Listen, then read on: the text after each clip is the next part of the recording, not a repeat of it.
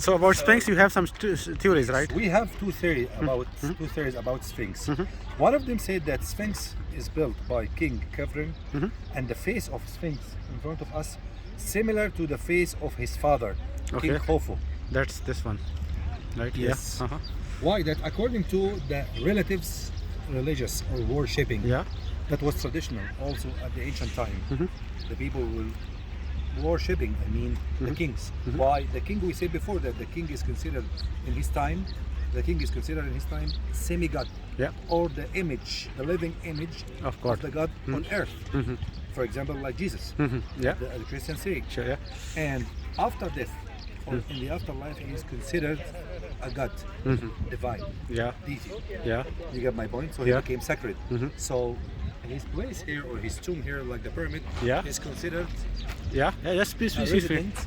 of his afterlife. So they have to care about that in building and everything, right? So that's also lead us to the story, which saying or talking about King Kafafy was respecting his father and worshipping his father after this as a god, and that's why they created the statue of Sphinx for him, and make the face of the statue to be the face of his father. And he built the temple in front of the booth of Sphinx, which is called Sphinx Temple in front of us, to be as a worshipping place or sacred place to worship his father to the common people.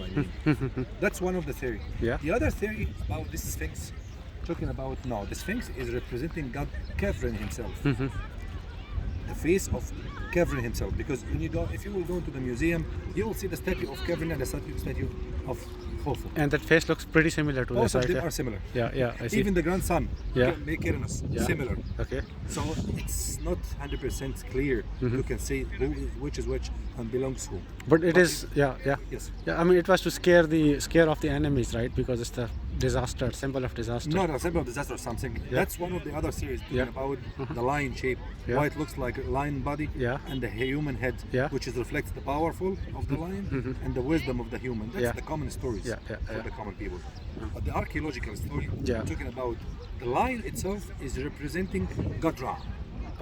That's one of the important points you have to know. God Ra is the sun disk, and usually the sun disk represented in the text, the religious text, as sun disk in between two lines. I see. Two lines, which mean the line is a sign of God Ra. Plus something else. God Ra is considered the main god of this cemetery. Even the name of the kings come from the name of the Ra. God Ra. For example, behind me, the king is Khaif Ra. His son is Min Kao Ra. His brother Jidif Ra.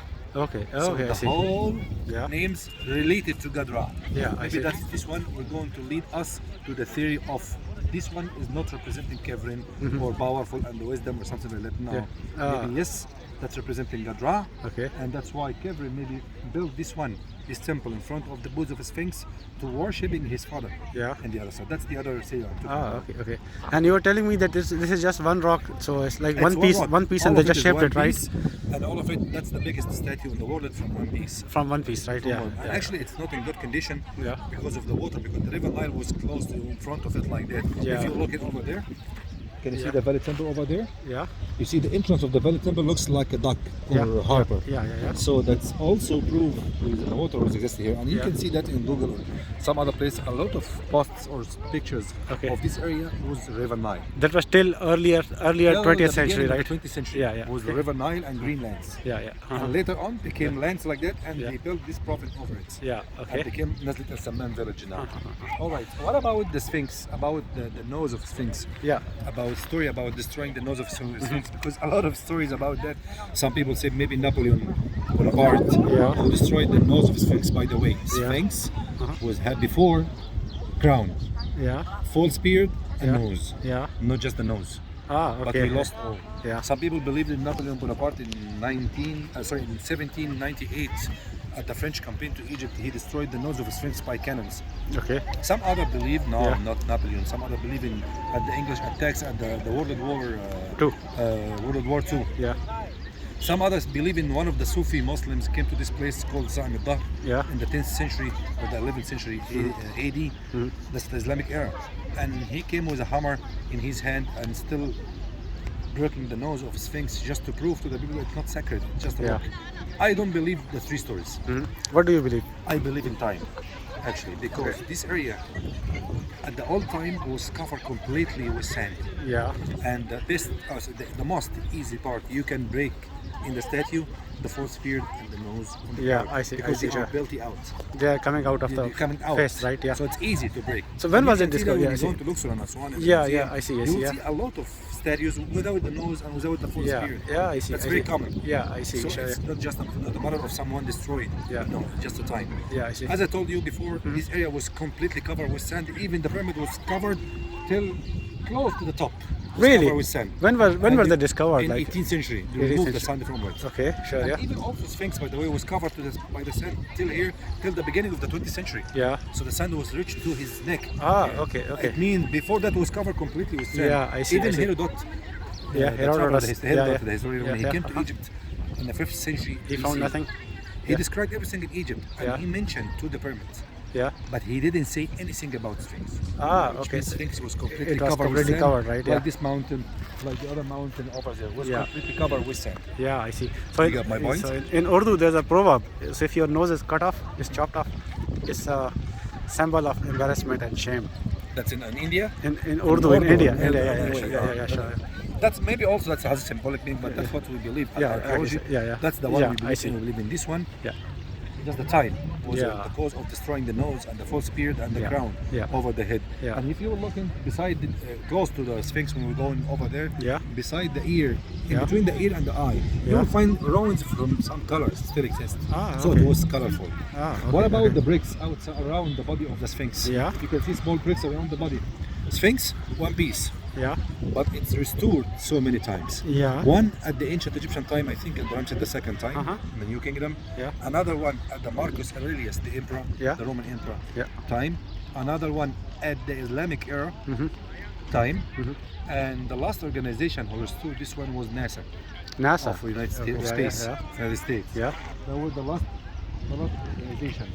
So NASA used some tools or some supplies inside the body of the Sphinx, like equipment inside, to know by SAT if any cracks or anything happen inside the body of the Sphinx, they will tell us to restore it. So that's the last restoration with the small bricks around the body. About the stela, in between the bows of the Sphinx, can you see the red granite stela? There is a stela over there in between the bows. Can you see it? The one is protruding from front. What is the story about this stela? This stela dates back to the time of Thutmose IV. That's in the New Kingdom. That's in 18th dynasty. Thutmose IV was a prince at this time, and he was making hunting expedition around this area. And he got a nap. He slept under the false beard of Sphinx. When he got a nap, God Ra came to him in his dream with the all aspects, including Chesib Ankh also. And that's the name of Sphinx. From the beginning, the name of the Arabic is Abul Hol, master of terrorism. And that's wrong, actually. That's the name I know. I don't know why they call that. Arabian people call it like that. Some other names they call him the master of the disasters. Why? Why disaster? Why terrorism? He's a very peaceful man. He's just standing here like that. But actually, the real name is Chesib Ankh, the living image of God Chesib, one of the aspects of God Ra. That's the symbolic meaning of the name of Sphinx. So about the stela, Thutmose IV got a hunting expedition around this area and slept underneath of the false beard of the Sphinx. When he got asleep, he saw in the dream God Ra with all aspects, and God Ra asked him, please wake up and remove the sand over my body, over the body of the statue of Sphinx. And if you are going to do that, I'm going to let you to be the king of Egypt after your father. He woke up and he gave the order to the workers or the assistants of the guardians to remove the sand from the body of the Sphinx, and he cleared the sand, removed the sand over the body. And believe it or not, he became the king after his father. And so the prophecy came true. Other was still alive. But maybe, to be honest and logically, maybe it's propaganda. Maybe he made it up, right? That's right. As propaganda for him, as political propaganda, to pursue the people that he is the actual or the legal Yeah. king after his father, and he was the youngest one. Yeah, you can claim anything in That's dreams, right? Yeah. One point I have to mention inside in this stela. Yeah. If you're looking over this stela, but you can you go inside because the Ministry of Ethics closes it. Yeah. You have to get permission from the Yeah. ministry. But we of can go Ethics. to that white. We'll be beside it, that the other passage, right, side. this Yes. passage, yeah, But if yeah. you will see the stela, and you see in the top of the stela, when you read the text Uh-huh. of it, on the top of the stela, the sun disk in between two lines. Ah, okay. That's okay. another sign of Gaza. Yeah. Okay, that's the You that's got my theory. point. That's related to my story from yeah, the that, beginning. that probably So fits we right. will come close to Sphinx to get some pictures beside it. Okay. And Yeah. I'll show you first the Valley Temple inside. That's the entrance of Sphinx Okay. area. Okay. Sure. We'll get into the Valley Temple and explain the mummification process and Okay. what's happening at this time. Okay. Okay. Let me just do a panorama quickly, just to show where we are. And this is where I am staying. And this is Mohamed, the guide.